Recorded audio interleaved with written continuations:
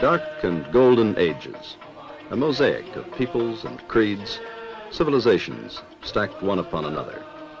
Turkey, the sky portrait of 6,000 years.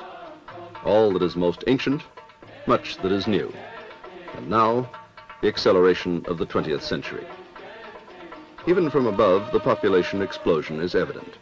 The hill village doubled by a twin township on the next slope. For the workers who go down into the non-stop day and night world of steelmaking.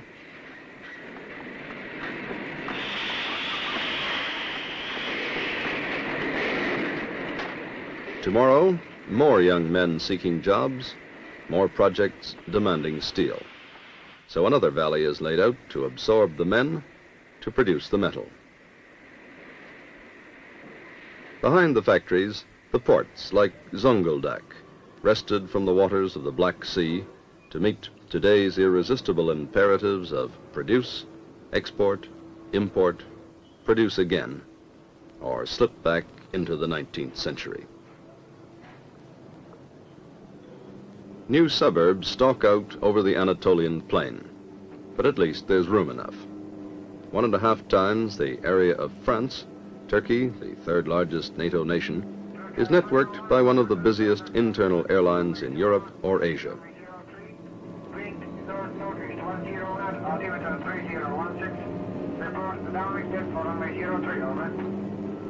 The early morning flight from Istanbul descends toward the capital, Ankara, a city far inland that 50 years ago was a half-forgotten citadel 300 miles from electricity.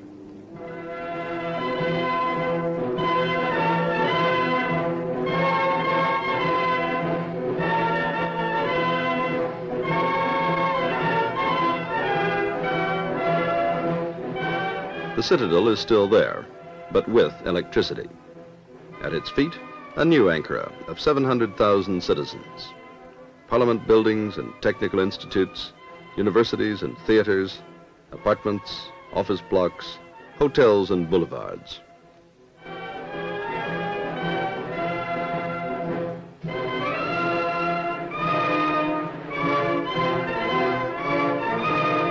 All this because one man persuaded his people to make it so.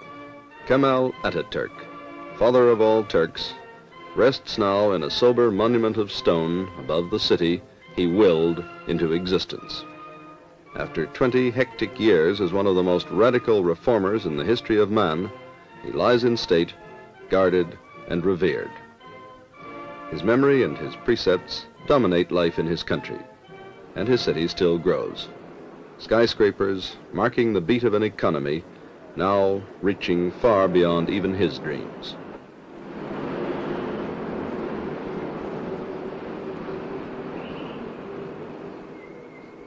But some policies have changed not at all since the beginning of the revolution he led in 1922. Like his insistence that progress can only be made behind a defensive shield. A lesson not forgotten today.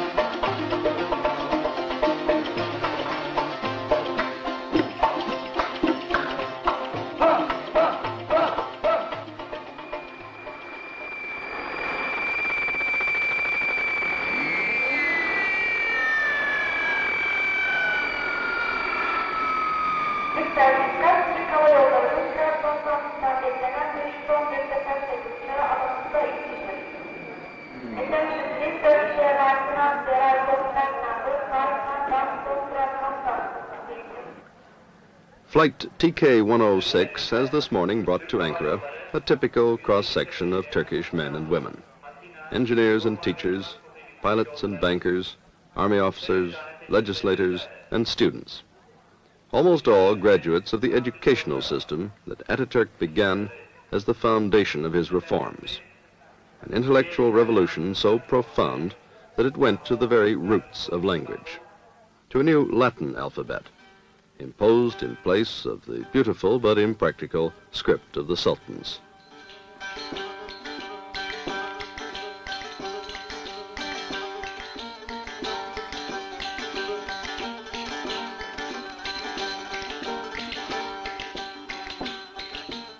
Modern posters and graphics and the international bookshops make it difficult to realize that only 40 years ago, most Turks could read only the archaic scripts. As though to record this change forever, the gateway to Istanbul University reads both old and new. It stands close by the venerable Süleymaniye Mosque and its madrasa, or school, for centuries a center of Quranic teaching. But today, only a backdrop, but a magnificent backdrop, for thousands of young undergraduates who take the sun and study their textbooks on the university terrace.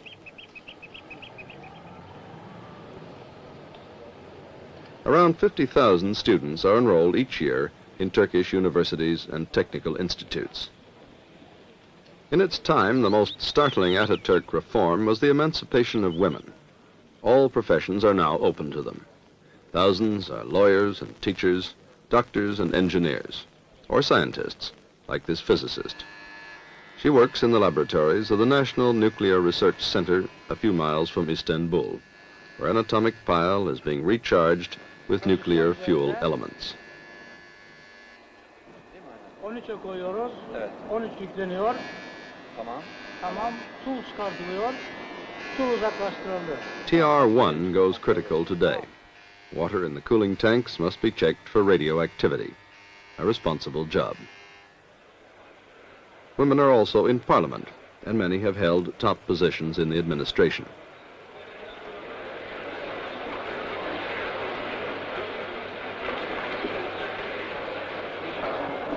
Parliament meets under Ataturk's reminder that sovereignty belongs without reservation to the people. But the people, as he knew, must be educated to become citizens. In the nation's system of universal education, history is emphasized.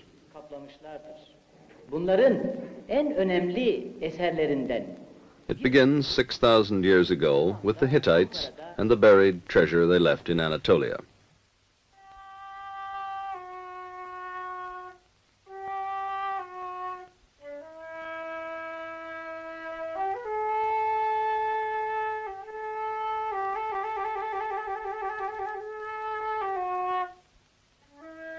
Children learn of the Hellenists and their colonies, spread first along the Mediterranean and later inland.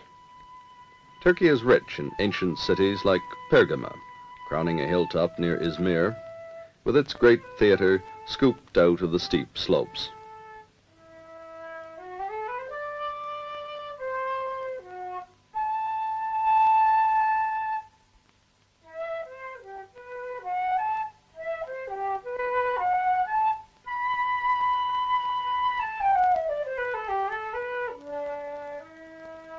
Pergama is Roman as well as Greek, and students learn how one civilization fused with the next. At Side on the south coast, Romans built the first artificial harbor in history, and successive cities were built and destroyed on the same site, the last by massive earthquakes.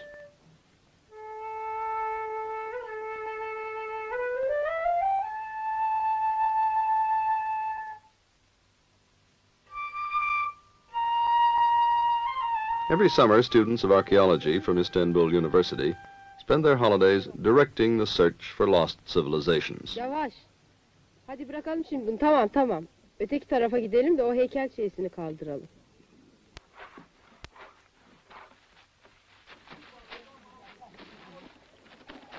Bakın bir baş parmak bulundu. Such excavations have the fascination of a thriller. The smallest clue can change the picture. whether the thumb is from the right hand or the left, may decide where to look for the rest of a statue. Here was Hierapolis, medical center of the Roman world. The warm, healing springs spill their minerals down the hillside and form frosty white steps that Turks call Pamukkale, the cotton cliffs. Sybarites still take the waters from a Tucson motel hidden below the city walls. To swim here is to take a dip into history over the flooded ruins of a Roman temple where fallen columns are islands of rest and conversation.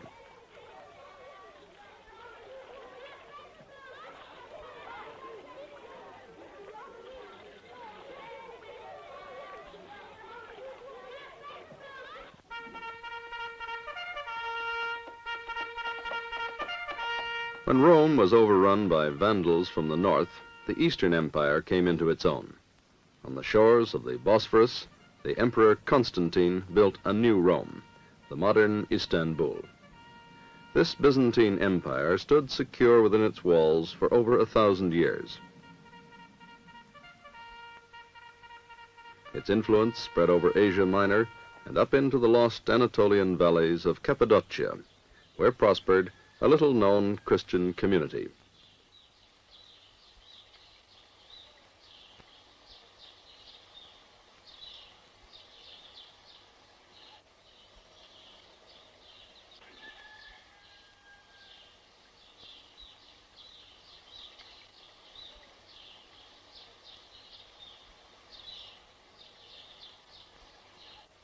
During 6 centuries of peace and isolation, its members hollowed out the very rocks into 300 churches wherein to give thanks unto God.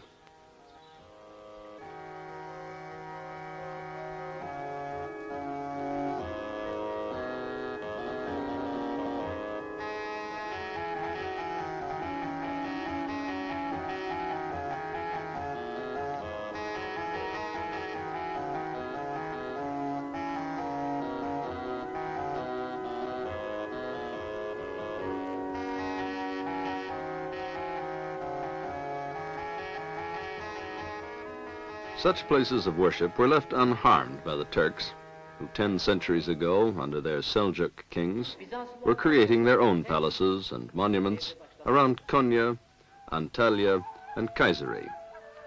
Seljuk architects developed distinctive forms of construction and styles of decoration, notably the stalactite arches.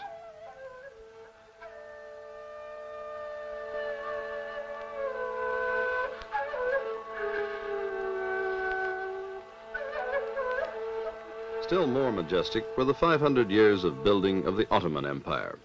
Hagia Sophia was enlarged, the Blue Mosque built, and hundreds more mosques, large and small, rose over Istanbul and other Turkish cities.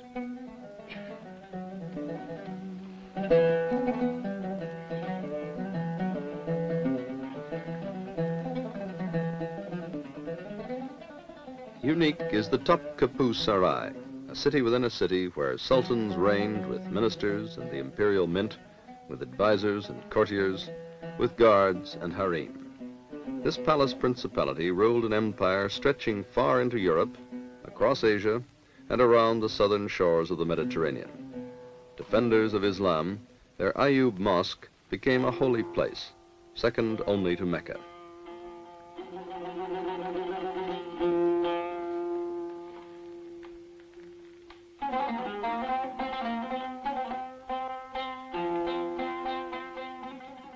The greatest Ottoman shrines are in Bursa. Incomparable is the Green Mosque, sheathed in 15th century tiles.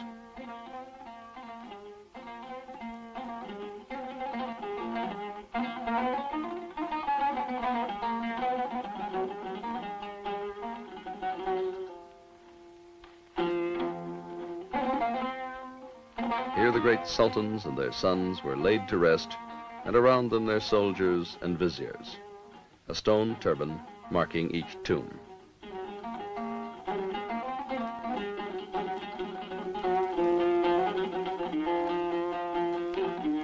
The echo of their music still rings today among a handful of troubadours, poets and musicians playing from village to village. The family of the famous Aşık İhsani travels with him as he sings his way through Anatolia. Bağladın beni, aşkın zinciriyle bağladın beni. Aşkın etti beni deli divane, aşkın etti beni deli divane. Ben seni sevdiysem bundan kime ne? Ben seni sevdiysem bundan kime ne? Vallah severim, billah severim. Yar seni anamdan fazla severim. Vallah severim, billah severim. Yar seni babamdan fazla severim.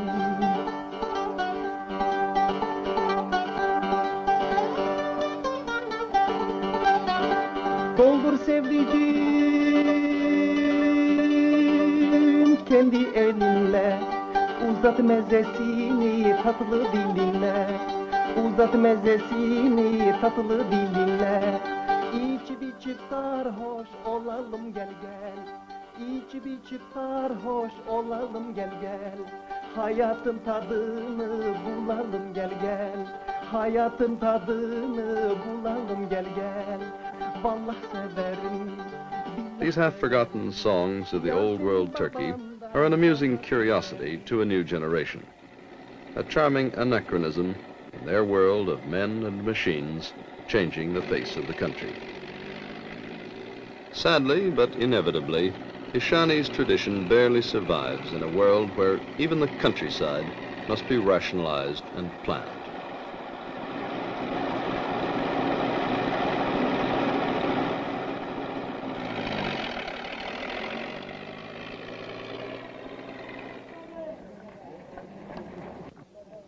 Pamuğunuzun kalitesi standart birdir. Yalnız toplamaya... Today, modern farmers must meet new technical standards to reach the markets they need abroad.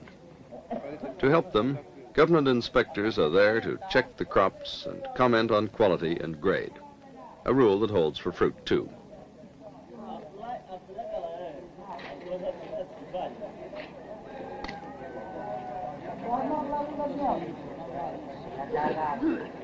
Evet efendim. Talimata uygun ilaçlanmıştır. Here grapes that once sold only to the nearby towns are now being flown out to Britain and Germany. But most of the fruit still goes out dried through the port of Izmir. Tons of it go to every country on earth, carried by the deep-sea merchantmen of a dozen nations. Small boats are another source of wealth and part of a way of living. For food and its quality is important to Turks. They like to buy, cook, and eat the catch within an hour of it being landed.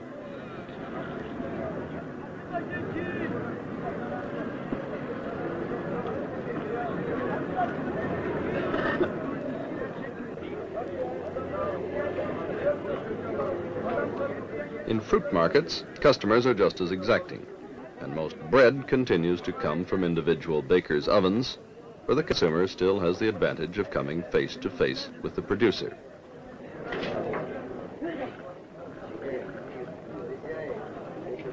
Around this village pattern, there are still Turks, especially of the older generation, who cling to the past and try to teach their children the centuries-old form of checkers that was the one relaxation known to their fathers. But their daughters have already found new and better ways of keeping the old ideas alive. The embroidery, that was once the pride of housebound Turkish women, is now a school subject. These student teachers will soon go out into the villages to preserve traditional designs that might otherwise be lost in the race to modernize.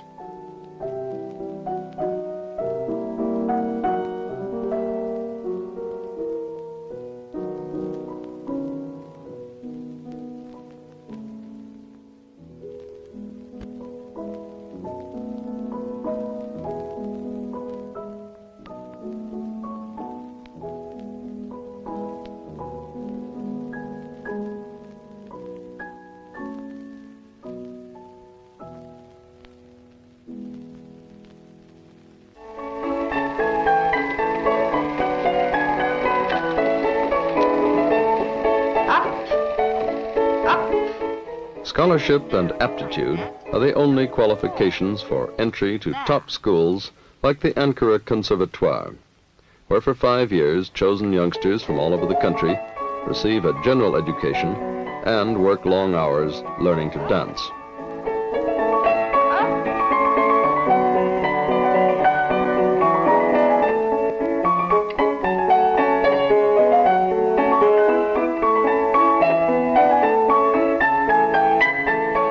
Ballet to the Turk is relatively new, but the physical vitality it demands is rooted in the national character, expressed here by the age-old sword dance of Bursa.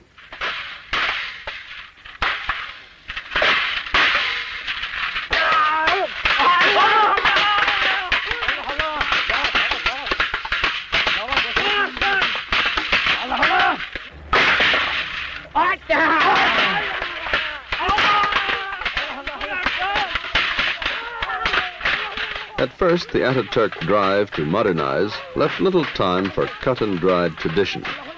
But now, old customs are being revived as showpieces by the new generation. The music of the Janissaries, that once made Vienna tremble, is performed nowadays as a spectacular display by infantrymen and tank gunners of the Turkish army.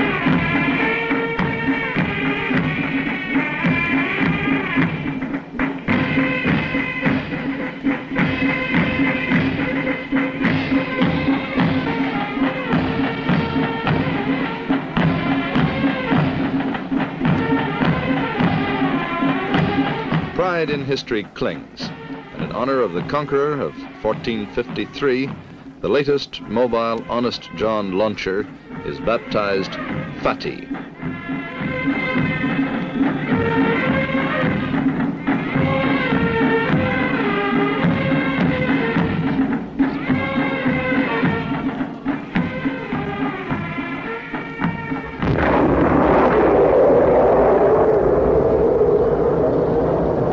Long ago, the Turks learned to live with the threats that come to them from over their common frontiers with the Soviet Union and communist Bulgaria.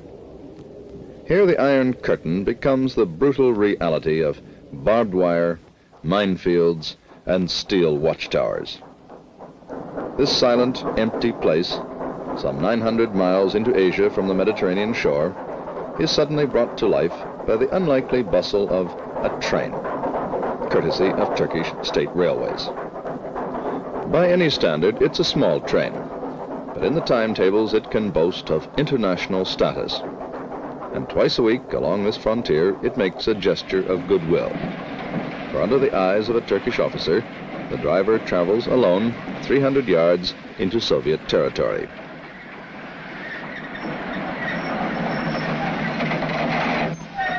But over the years, his travels have been limited. For by sending the train back into Turkey, repeatedly the Soviet frontier guards acknowledged their responsibility for an artificial barrier to communications set up between East and West.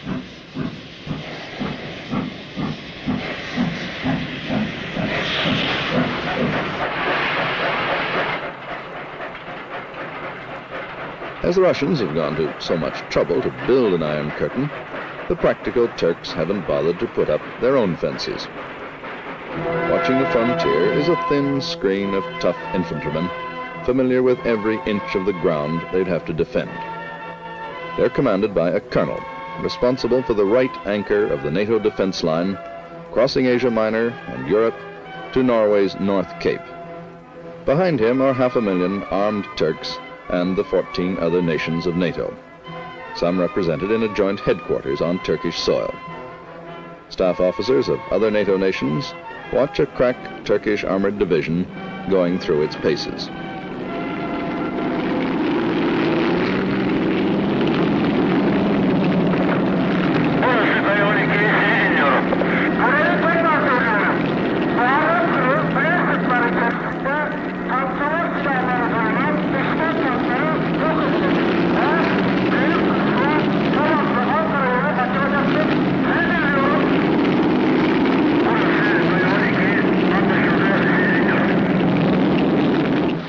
The Turkish Navy is based in an area that has been vital to world strategy since sea power began.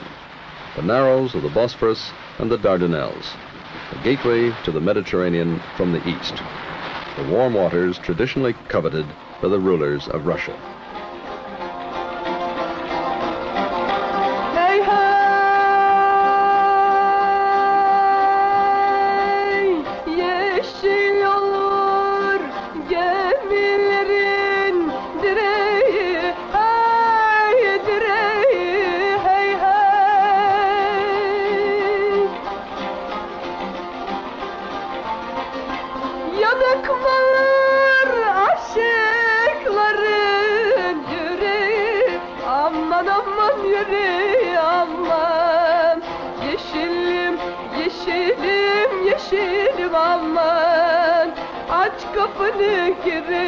But in time of peace, Turkey allows the ships of any nation to pass freely and without prior notice through the Bosphorus. On any and every day of the year, this 12-mile natural canal is a highway, packed with shipping that flies every known maritime flag. And along the shores, where for centuries armies camped and battled, there are now weekend homes and swimming clubs, yacht basins, and holiday apartment blocks.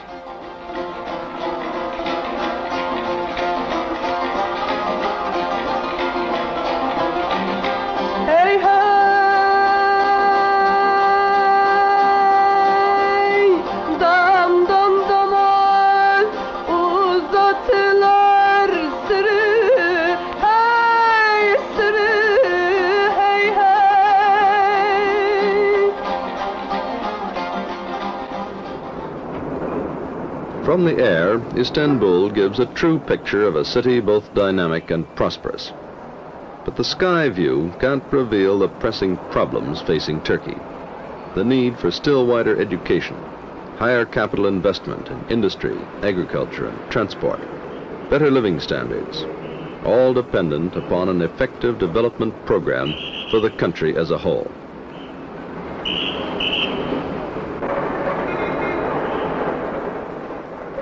Like all truly free people, Turks are often divided on the methods by which to achieve their objectives. But whatever their politics, they're resolved to preserve the independence and territorial integrity of the republic founded by Ataturk, and to make their own way free from interference. Hey, hey,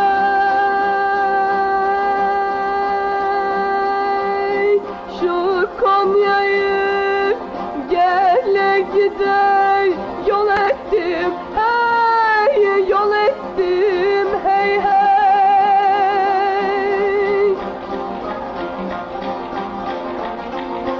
Ey kızını kendi üstüme mal ettim, aman aman mal ettim aman.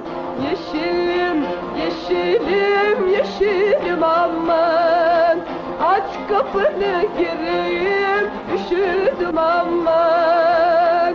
Yeşilim, yeşilim, yeşilim aman. Aç kapını gireyim, üşüdüm aman.